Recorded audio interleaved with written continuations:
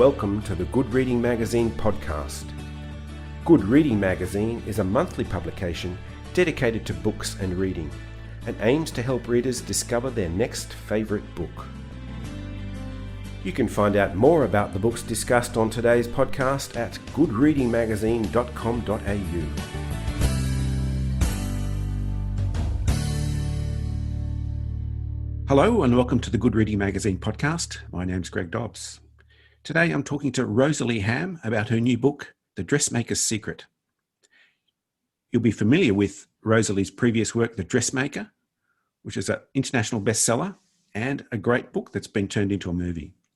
Rosalie Ham, welcome to the Good Reading Magazine podcast. Good morning, Greg. Thank you for having me here. How long have you been keeping Tilly Dunnage's secret? Did you always intend for there to be a sequel to The Dressmaker? Or was it just another fortuitous accident, as you labelled The Dressmaker? I would have to say it was a combination of all of that. But what prompted it hugely in the end and made me really sit down and tackle it was the fact that I'd been actually talking about it for 20 years because people, when I did library talks or school talks, they would say, "Where is Tilly now?" And I understood that they had ideas where she was. They knew where she was. They'd already imagined the ending. And so I didn't want to kind of shatter that for a long time. But I knew where she was and I knew what she was doing, but I had to grapple with the idea of what would she do next? How do you write a sequel to a book that has had a bit of an impact? People were emotionally touched by that book and you can't repeat that in a sequel. So I was fearful, yet there was a nagging need to finish off what Tilly had started and put it to rest. Because when she fled Dungatar, she basically fled another past. She created another past. So she needed to go back and confront that. And I'd been keeping notes for 20 years and tinkering. And then one day I just sat down and started writing it, and here it is. The Dressmaker's Secret moves away from the action of the provincial Victorian town, Dungatar, and dare I say, to only a slightly less provincial 1950s Melbourne. But there seems to be a kind of fleshing out of Tilly's character in The Dressmaker's Secret and a kind of renewed intensity to Tilly as a character, maybe even a humanisation of her. Does that character development have a source somewhere in your mind? It was the first book, The Dressmaker, I wrote it as part of a creative writing course, and so the sequel to The Dressmaker is my fifth novel. So I've actually kind of got better, I like to think anyway, as a novelist, and I kind of came to understand that Tilly wasn't as fleshed out and wasn't quite as developed as she could have been. Like her interior emotional, psychological development needed to be fleshed out, as you so rightly said, and it needed to be concluded, and we needed to know a little bit more about her. That was my personal want. That was what I really wanted to do. As a writer, I wanted to improve my craft like that, but also married with that was the whole idea of costume as a metaphor, as a weapon, as a lie, as freedom, and what is the difference between costume and couture and all those sorts of things, because the people in Dungatar were basically dressed in costumes. They were dressed in clothes that were a lie, and I wanted to extend that idea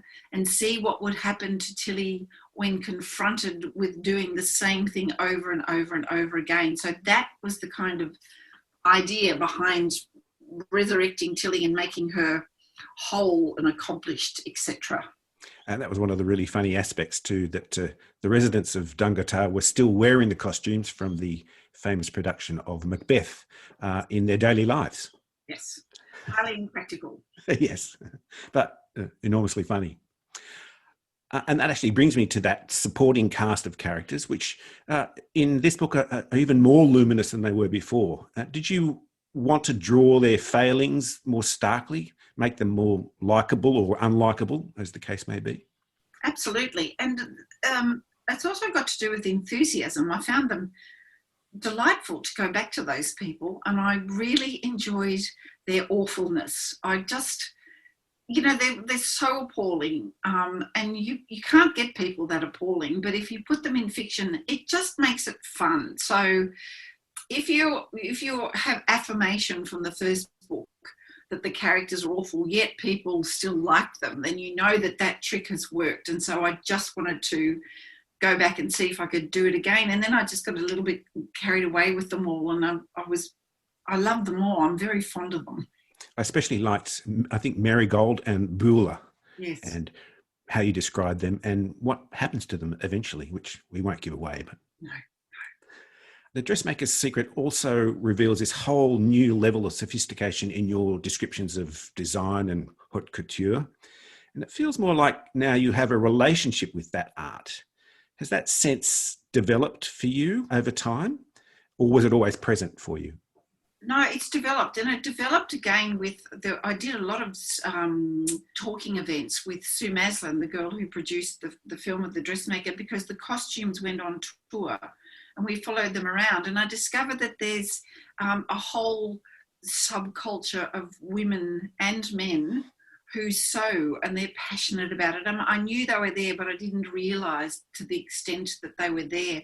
And just their knowledge, their wisdom, their understanding, their appreciation, and their eye for looking at fashion kind of rubbed off on me. And I found myself harking back to my childhood when I was with my mum and she was making dresses for the people of Jerilderie, and kind of extending that by looking at costume exhibitions and hearing people talk and taking note of fashions in film and what people wore, and all those sorts of things came to the fore. And of course then there was another thing that amused me and terrified me and made me very angry, was the whole scrutiny of poor old Julia Gillard and everything she wore. And I came to understand that everybody in a public place, if you're a woman, it's got more to do with how you look rather than what you do.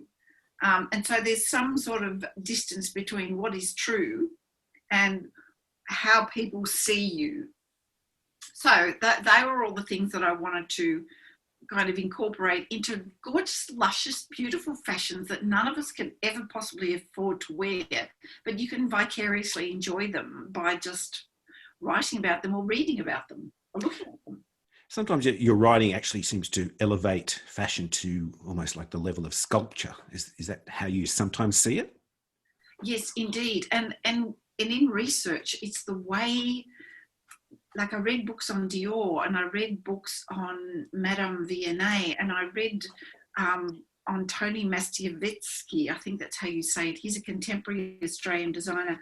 And just the way they approach the garments and the foundation of it and how they build on that, and the idea and the concept and the silhouette and how the fabric moves. And it's actually quite a clever, complex craft that's deceptively simple. And you don't even know that your eye's being tricked when you look at a gown, but you're kind of being manipulated as an observer to see someone in a certain way. And I remember going to Bendigo and seeing costume exhibition, and there was an x-ray of what was beneath a gown to make it work, to hold it in place. And it was very complex and complicated.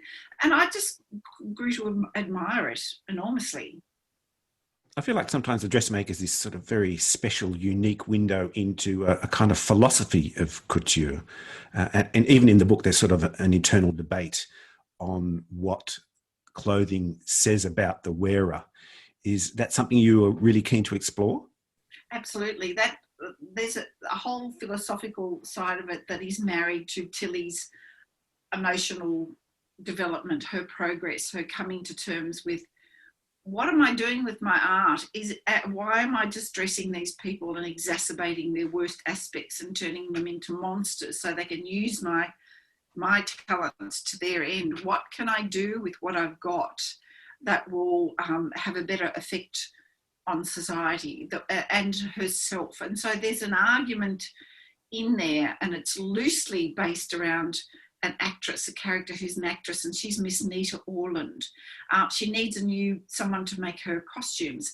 And she poses the question to Tilly that in order for you to make my character true, to make my character speak the truth. You need to trawl inside yourself as the costumier to find what it is inside you that marries with the character. You need to find the character in you so that you can express that on me. And it sounds complicated, and I worked hard to try and make it kind of work. But in the heart of that lies finding the truth within yourself. But at the same time, you can use that truth to be authentic, to make something else true, or you can still use costume to present, for example, at a court or a police station or in front of a judge. You can wear something that you want the judge to see, to perceive you as. So there's all sorts of little things in there that I was kind of having a go at to really kind of make more vibrant what clothing, how you can use it. It's almost like you treat clothing as a kind of a mask, and it's a chance to be someone else or even to be yourself. Absolutely. Either of those things, yes. And you can use it to meld in and not be seen as a uniform to be accepted, or you can use it to give an impression or to get into a room. And I'm saying all of this with deep irony because most of my day is spent in hard yakka bib and brace because they've got enough pockets to carry everything I require. I can frock up. I've been known to, but it's just in the back of my mind. I'm thinking about myself and the author, and there's a kind of a lie in there too. I don't recall any descriptions throughout the book of bib and brace. No.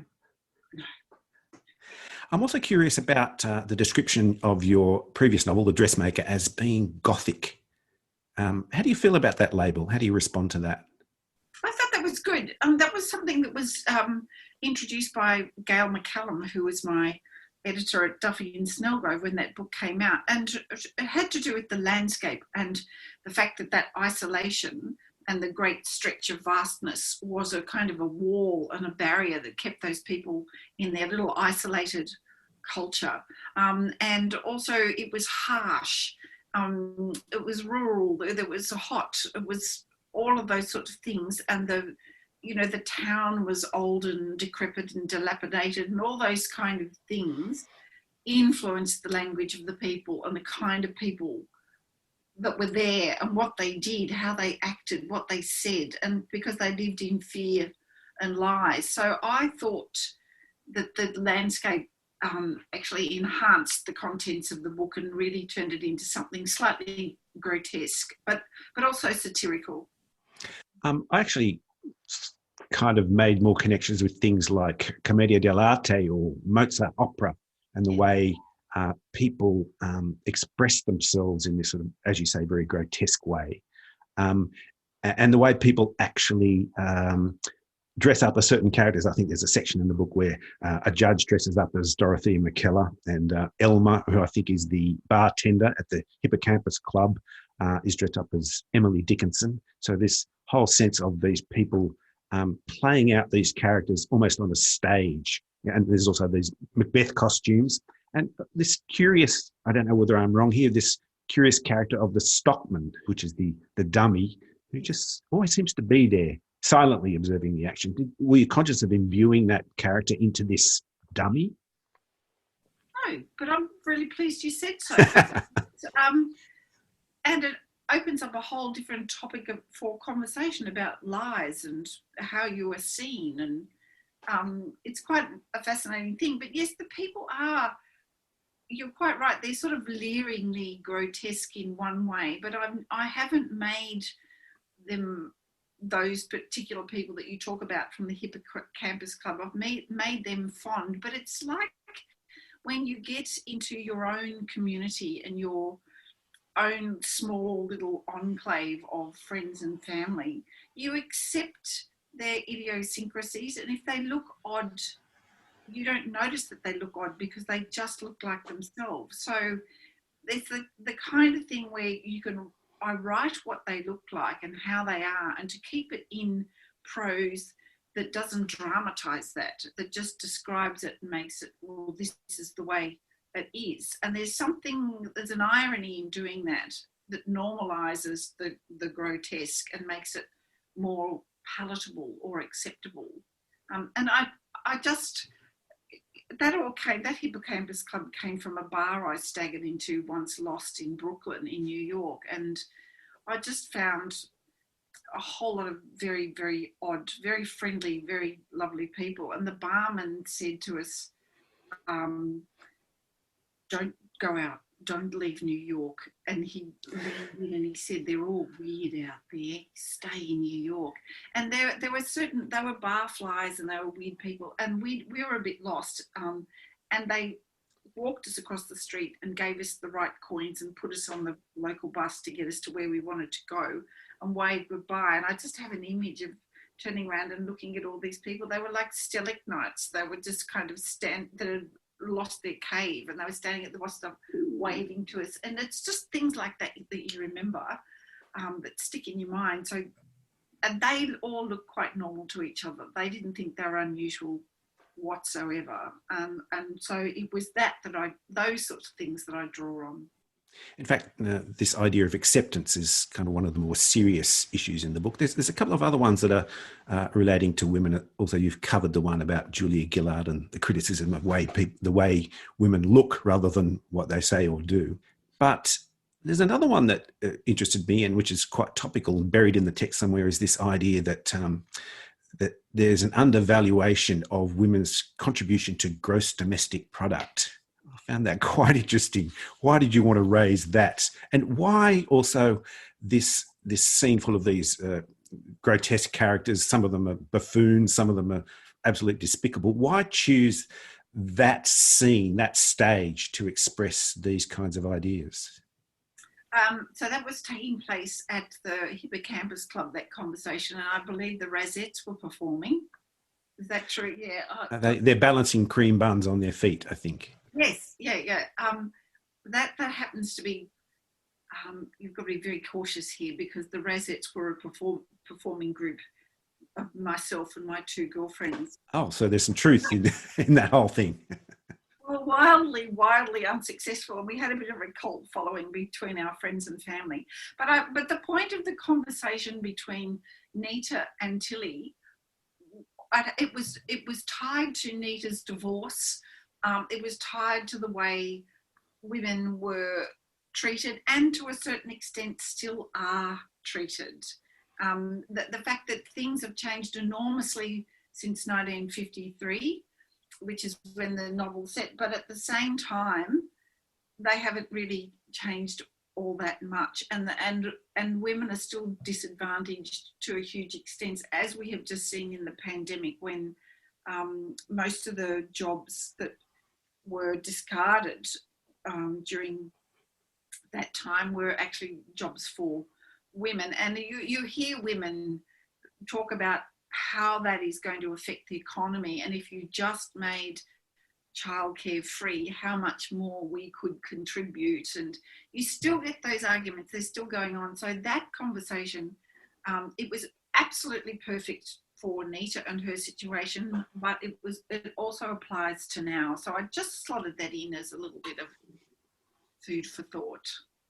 I just want to finish with this idea where you seem to have grasped the art of the insult. You've taken it to a whole new level. They're so fabulous. I think even Paul Keating might cringe. A couple of examples for you. You look like a gout-ravaged toe. And another one, I think there's a reference to a lady standing on a little step, and you describe her as appearing as an oyster wrapped in bacon. Do you have a catalogue of these insults in your mind somewhere? No, but they come from, I don't have a catalogue, but I'm building one now that you mention it. It just comes from imagining what they look like, because they're all very alive to me in my head as I'm writing. That's why I write in such a visual way. And so you just look at them and you just keep making up insults until you get one that's completely apt. But I love a good insult. I like where I grew up. It was a small town, and there was football every Saturday, and honestly, some of the insults that were flung at the opposing teams by the locals, they were hilarious, and they were accurate, and they could be accurate to the point of devastatingly true. And you could expose people and their secrets by barracking obscenely at the football oval. So it all just comes from that kind of thing. And I possibly am a little bit odd, or maybe not odd, in that if someone upsets you or slights you or hurts your feelings, you can spend days stewing about it and thinking about all sorts of horrible things to do to them. And I know that I'm not alone in this. There are other people out there, but I'd like to say at this point that ultimately I do let things go, and I just put them into a book and use them, and then therapy has done its wonderful job. Well, I think you've developed a great Australian tradition, really. I think you've really advanced that. It's one of the things that makes this book, The Dressmaker Secret, so funny on every single page, but it doesn't lack poignancy either. It's actually quite moving at the same time.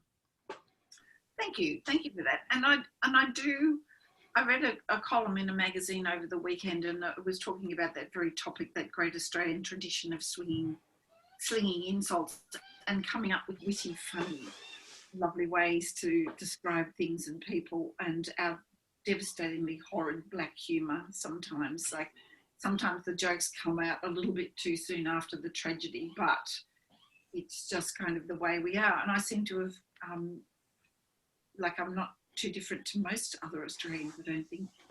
There's that very strong sense of irony in the Australian sense of humour, and it comes through very strongly in your book. I guess that was, in a sense, automatic for you.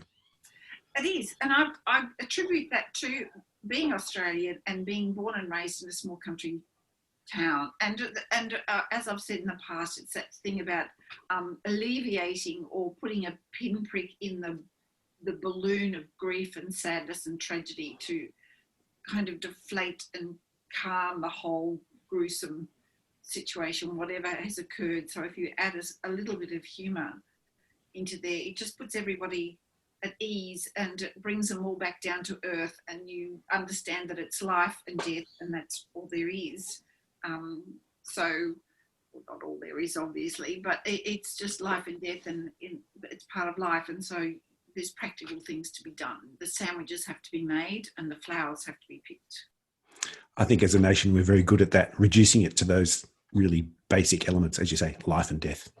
I think so, especially because we're largely rural and everything depends on the elements. And so you've got to have a sense of humour. If a storm comes through and ruins you, well, you don't want to stew about it too much. Well, you probably would, but you don't want to, spend your life. You've got to pick up and move on. That seems to be a very Australian thing. Which is exactly what Tilly does in The Dressmaker's Secret. So, Rosalie, thank you very much for joining me today on the Good Reading Magazine podcast. It's been a pleasure to talk to you, and it's a fabulous book. Thank you. Thank you. I've thoroughly enjoyed that discussion. That was very lovely. Thank you, Greg. I've been talking to Rosalie Ham about her new book, The Dressmaker's Secret. It's published by Picador and is available at goodreadingmagazine.com.au and all good bookstores. My name's Greg Dobbs, and thanks for listening.